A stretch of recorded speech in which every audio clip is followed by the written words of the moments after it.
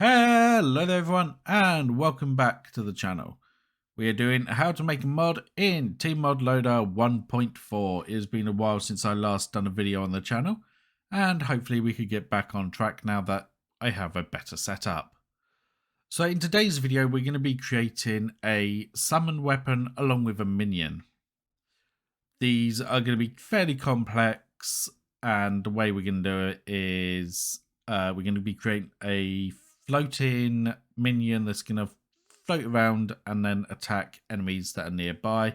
Very basic AI for a minion, nothing too advanced, but we're going to do that. So first of all, let's create our summon weapon. To create a new class, just wait for everything to load. Call it tutorial summon stuff. Just have to make sure I get the right name. And just need to update on here. Okay. And change that to public. Extend mod item. Override set static defaults. First thing I'm going to do is give it the research unlock stuff. You no longer have to do the creative item catalog related stuff that we had to do in the past. I'm also going to do item ID dot sets dot gamepad whole screen use range of type equals true, and item ID dot sets lock on ignore collision type equals true.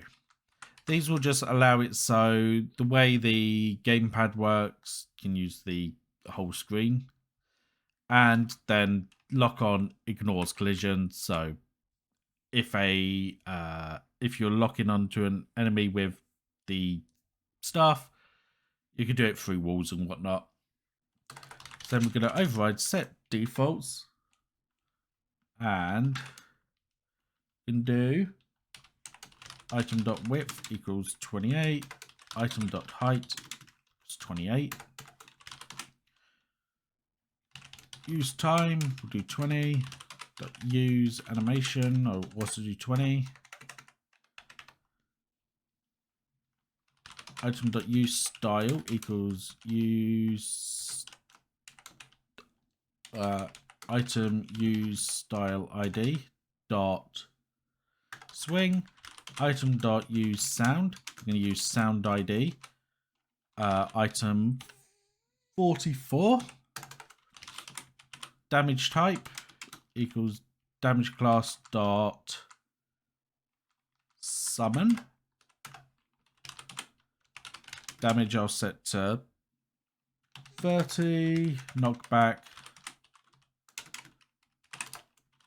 What else have we got? We need to set a mana cost.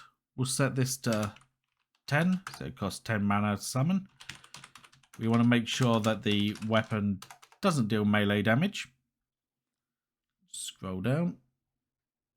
Set its value. Item.value equals item.buy price. Need to include main, so I just need to go up here. Just get rid of these.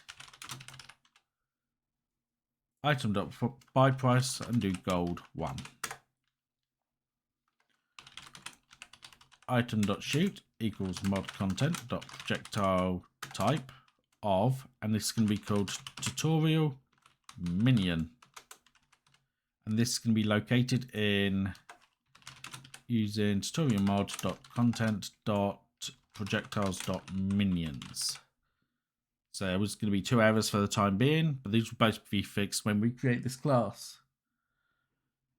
And finally, item dot buff type equals mod content dot buff type of tutorial minion buff. So we're also going to need to do using tutorial mod dot content dot buffs. That's just it. Next, we need to override, modify, shoot stats, and we need to set position equal to main dot mouse world. This will set it so where the minion is summoned. So we're setting it to where the mouse is. Then we override the shoot. We do player.add buff. Do item.buff type. We set that to 2. We then want to create our projectile. So do var projectile equals projectile.new projectile direct. Our entity source is just source, position, velocity, type, damage, but we want to set the owner to main dot my player. Then we want to set projectile dot original damage equal to item dot damage. Then return false. So we are creating a custom shoot method here by returning false. So this is the code that is run. We are spawning the projectile directly. Setting the damage equal to our item's damage, so 30. We've also applied the buff to the player, which we'll add in a moment. And that's basically everything you need for the weapon. You can also add the recipe after. So now let's move on to creating that buff. I forgot that we needed buffs, so I haven't actually created a folder, so I'm going to do that now. So create a new class. I called it tutorial minion buff. It extends mod buff. And this is the first time we will be creating a buff. The minion buff doesn't actually do anything. It's purely to tell you that you have a minion. So override set static defaults. Want to do main buff no save time of type equals true, and main dot buff no time display of type equals true. This way it will just show the icon, and they won't have a value next to it to show how long the buff has left, because the minion tends to remain on screen for the whole, or stay in game for the whole period until either the player dies or cancels it themselves. So we want to do override update, and you want to choose the player one. If player dot owned projectile counts of mod content dot projectile type of our tutorial minion is greater than 0. Also, let's quickly add using tutorial mod dot content dot projectiles dot minion. So in this if statement, we want to do player dot buff time of our buff index. We just set it to a high number, so it just never ends while there's a projectile on screen. We return so we don't continue running the code that way. If the above condition is not met, we do player dot del buff index, and we do buff index minus minus. So that's everything you need for the buff. You do need a graphic. I'll move that over before I show the process of it in game. So next up, let's create our minion. So I'll just minimize that. New class, tutorial minion. Just move all those and extend mod projectile and turn this to public. I think I need to also turn this to public. Is public. Okay.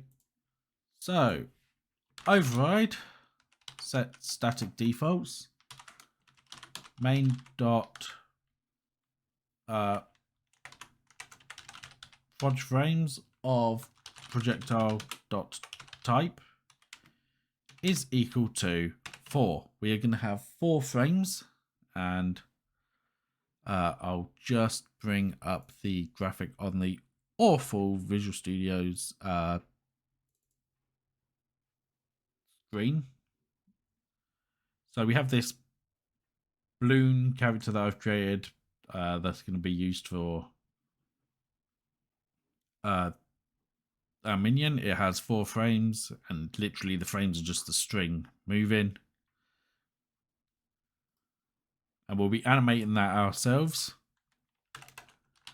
Projectile ID dot sets dot minion targeting feature of projectile dot type equals true.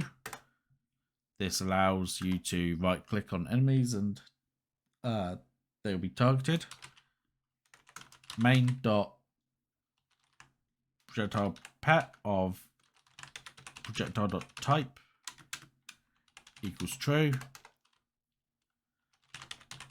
Projectile ID dot sets dot minion sacrificeable of projectile dot type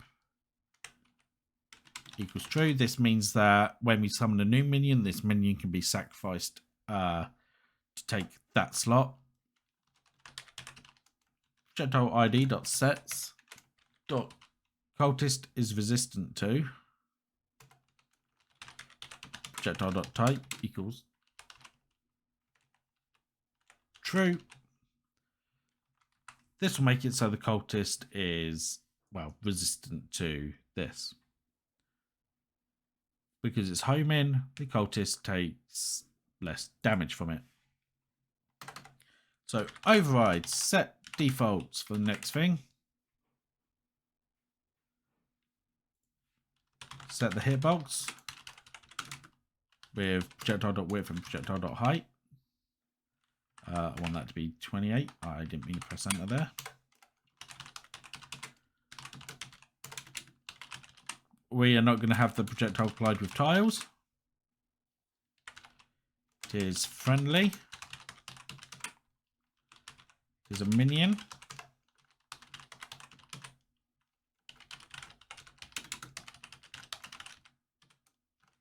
We need to set its damage type to summon. It takes up 1 minion slot. And it can hit multiple enemies. Now we do override can cuts tiles, and we just do return false. Override minion contact damage, return true. Now we need to write the AI. So override AI. And the first thing we need to do is get the current owner. So we do player equals main.player projectile.owner. This will get our player character that owns the current projectile. We then want to check if the player is alive. So we do if player dot dead or player, or sorry, not player dot active owner. Sorry, I'm going to rename this to owner actually, because that's what I've got in my reference code. Owner dot clear buff of mod content dot buff type tutorial minion buff,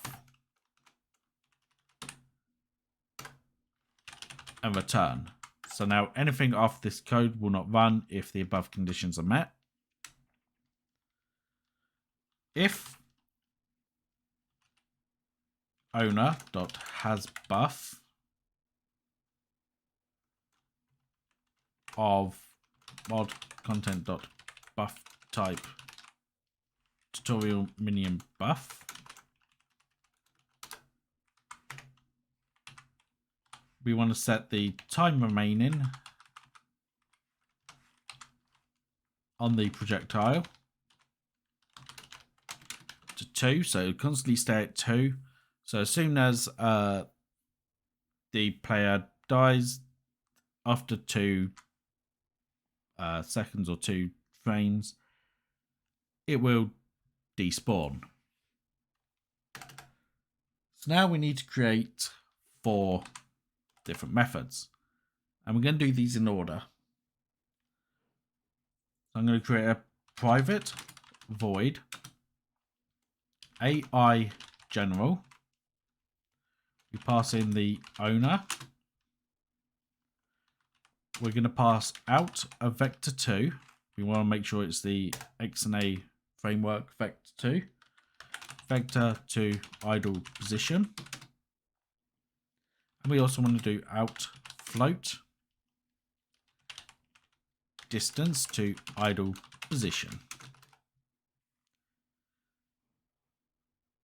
So in this, we need to get the idle position. So we do vector 2 idle position equals owner.center.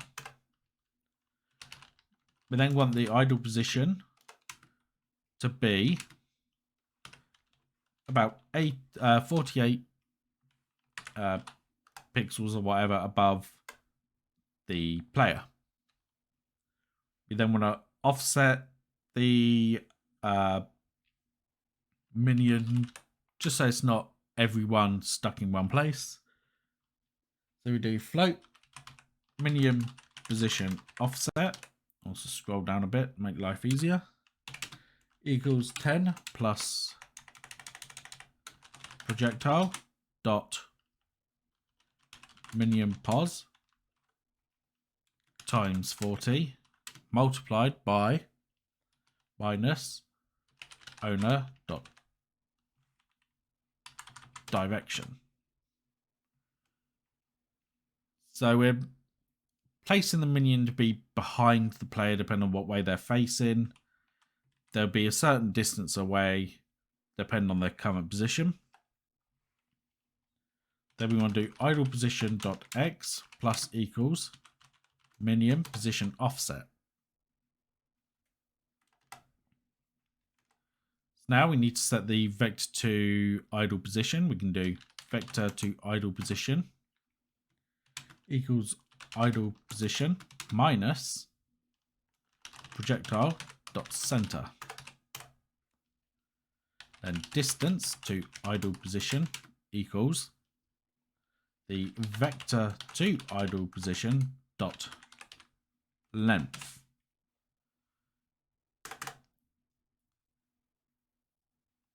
So with that, we now need to make sure that if the projectile is too far away, it teleports to the player. So do if main.myPlayer is equal to owner.whoami, and distance to idle position is greater than 2000f. We then want to set the projectile's position, velocity, and make sure it's updated on the network. So we do projectile dot position equals idle position, projectile dot velocity times equals 0.1f. So we're drastically slowing it down. Then projectile dot net update equals true. This will make it so the projectile updates for other players.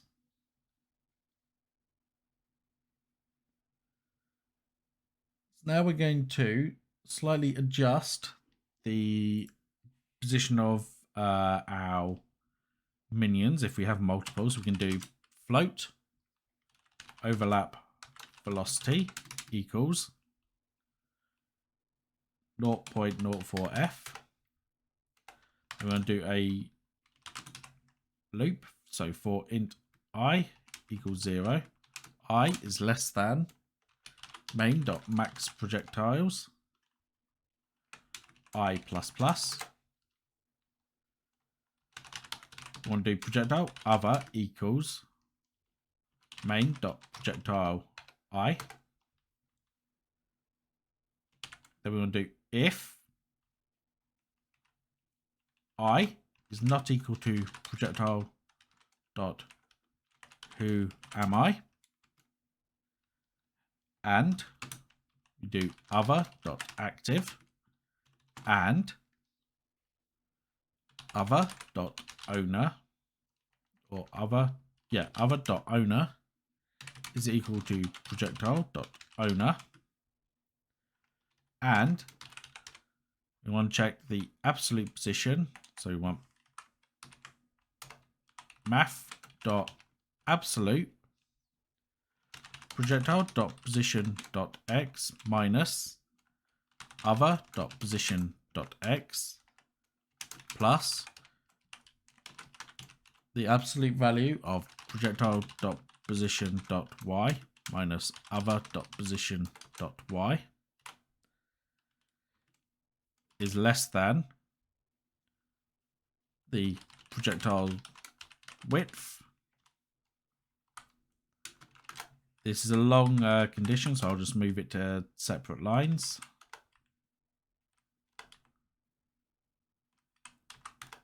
Make it more readable.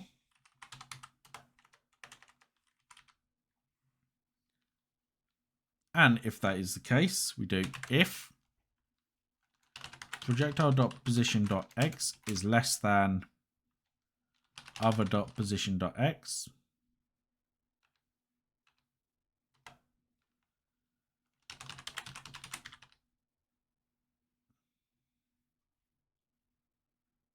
projectile.velocity, I'm getting a bit of lag, dot x minus equals overlap velocity.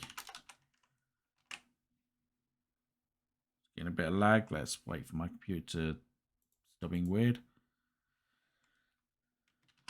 Otherwise, we do projectile dot velocity dot x plus equals overlap velocity. Then we do the same thing for the y velocity.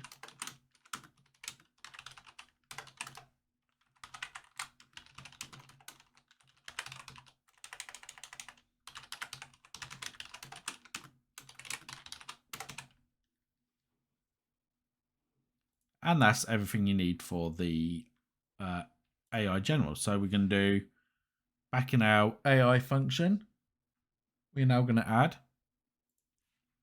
AI general, pass in owner, do out vector to idle position, and out float distance to idle position. Let's just minimize that one, and we'll now move on to the next one, which is the search for target. So we do private void AI search for target player owner out bool found target out float distance from target out vector to target center. Saying this, we want to set up some variables. So we do distance from target is equal to 700. Target center. Helps if I spell that correctly. Target. There we go. Target center equals the projectile dot position found.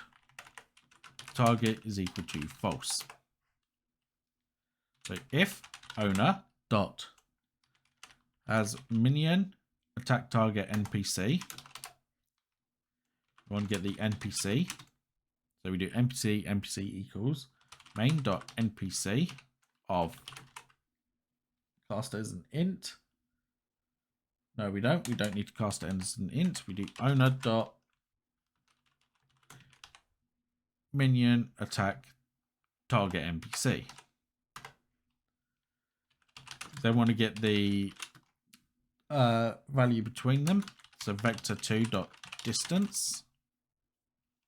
Do npc.center and projectile.center. We want to check if the between value is less than 1200. If it is, we do distance from target is equal to between target center is equal to npc.center. Found target equals true. Then we do if not, found target. Scroll down, make it easy to read.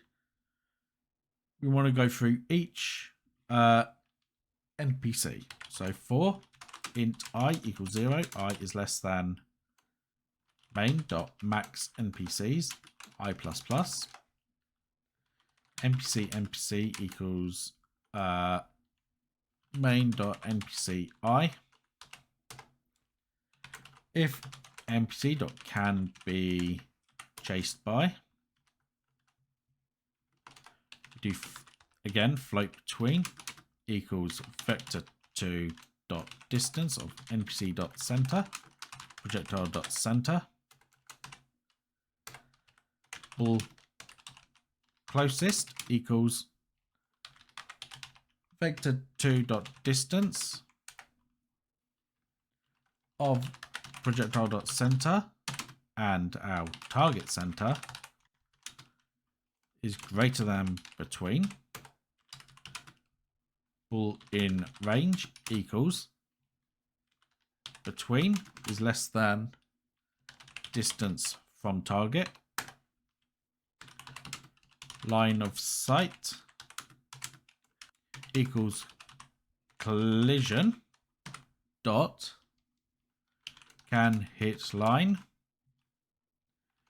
projectile dot position projectile dot width projectile dot height npc dot position npc dot width npc dot height, and then bool close through wall is equal to between less than 100. So if closest and in range or not found target and line of sight or close through wall, distance from target is equal to between our target center is equal to npc.center, found target is equal to true. That way we are now trying to get the closest possible NPC that is within a certain distance. So again, add the function up here. So owner, then do out bool found target, out bool distance from target, out vector2 target center. So out float distance from target. Next up, we're going to handle the movement. So again, we're going to create a new private void AI movement. We can do bool found target, float distance from target, vector2 target center, float distance to idle position, and a vector to idle position. So I have some variables. I'm going to set the speed to 8f and inertia is equal to 20f. Do if found target, and if distance from target is greater than 40f, we do vector 2 direction is equal to target center minus projectile.center. We want to normalize that direction.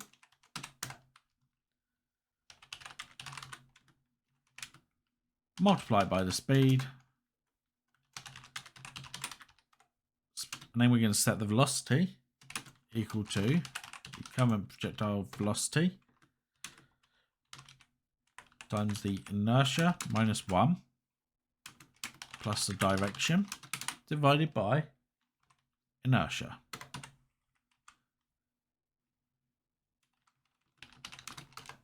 Then we do an else statement after the found target. Actually, I'll clean up this code.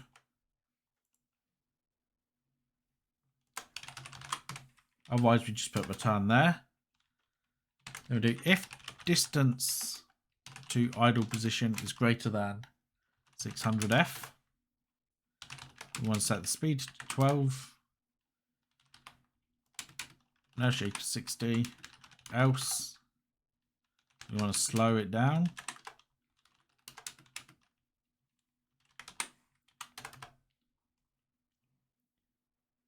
And we do if distance to idle position is greater than 20f, vector to idle position dot normalize, vector to idle position multiplied by speed, and then again we're using the projectile dot velocity equals projectile dot velocity times inertia minus 1 plus vector to idle position this time divided by inertia. Then we're going to do else if projectile dot velocity is equal to vector 2.0. We just want to have the projectile just move around a small bit. 0.15f and projectile dot velocity dot y equals minus 0.05f. So now we want to go back to our AI function. And we want to put in the AI movement code. So I want to do found target, distance from target, target center, distance to idle position, and vector to idle position. And finally, the last thing we want to do is handle the animation. So I'm just going to do AI update animation because there's no parameters for this. We can just create a method down here. So we do private void AI update animation.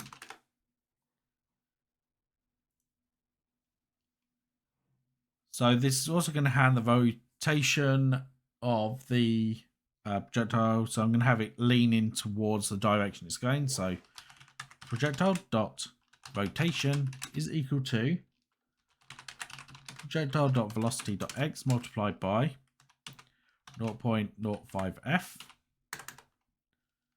Now I'm going to set the frame speed. We're going to do 5. Projectile dot frame counter plus plus. This will increase the count for the frames. If projectile dot frame counter is greater than equal to frame speed. Set the frame counter back to 0. Increase the frame. We then want to check if the frame is greater than or equal to the number of frames in that our projectile has, that we set in the set defaults. If it is, we want to loop it back to 0. And finally, we're going to add a bit of lighting to the NPC. So I'm going to do add to the minion, sorry. So add light dot projectile dot center. I'm going to do color dot white dot to vector 3 and just times that by 0.65 f. Just gives it a bit of light. So assuming everything's correct, yep, those have gone through, that's gone through, that's gone through, not getting any errors. I will switch over to Tmodloader, Terraria, and we'll see the mod in action. But first I need to move over the buff, otherwise we'll get an error. So I'll see you in Tmodloader. Okay, so now we're in Tmodloader. I'm going to just open